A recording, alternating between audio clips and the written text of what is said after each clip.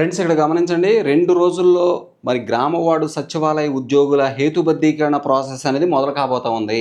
అంటే ఏ గ్రామ పంచాయతీలో ఎంతమంది పనిచేయాలి, అక్కడ జనాభా ఎంతమంది ఉన్నారు, అక్కడ ఎంతమంది ఉద్యోగులైతే సరిపోతారు, ఎక్స్ట్రా ఉన్న వాళ్ళని ఎక్కడ అడ్జస్ట్ చేయాలి అనేది హేతుబద్ధీకరణ అనమాట. ఇప్పుడు ఆ ప్రాసెస్ 2 రోజుల్లో మొదలు కాబోతుంది. దానికి సంబంధించిన న్యూస్ ఇక్కడ మరి గమనించవచ్చు.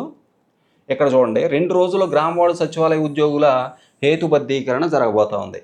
ఇక్కడ గ్రామ వార్డు సచివాలయాల్లో జనరల్ పర్పస్, స్పెసిఫిక్ పర్పస్ ఈ ఫంక్షనరీల విభజన ప్రక్రియ పూర్తయిన నేపథ్యంలో తదుపరి చర్యగా హేతుబద్ధీకరణకు సంబంధించి 2 రోజుల్లో ప్రభుత్వం ఉత్తర్వులు కూడా జారీ చేయనుంది. ఈ ప్రక్రియ పూర్తి చేసేందుకు కలెక్టర్లకు 10 నుంచి 15 రోజుల సమయం ఇవ్వనుంది.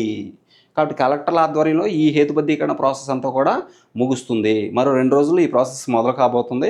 కాబట్టి ఎక్సెస్గా ఏదైనా మరి సచివాలయంలో కానీ, గ్రామ వార్డు సచివాలయంలో ఎక్కడైనా కానీ అధికంగా అక్కడ ఉన్న జనాభాకి ఎంతమంది ఉండాలో, 200 మందికి ఎంత ఉండాలో, 100 మందికి ఎంత ఉండాలో ఆల్రెడీ ఫిక్స్ చేశారు అది. కాబట్టి దాని ప్రకారం ఎక్సెస్ ఉంటే ఎంప్లాయీస్ వాళ్ళని తీసుకెళ్ళి వేరే చోట వాళ్ళని అడ్జస్ట్ చేయడం జరుగుద్దనమాట.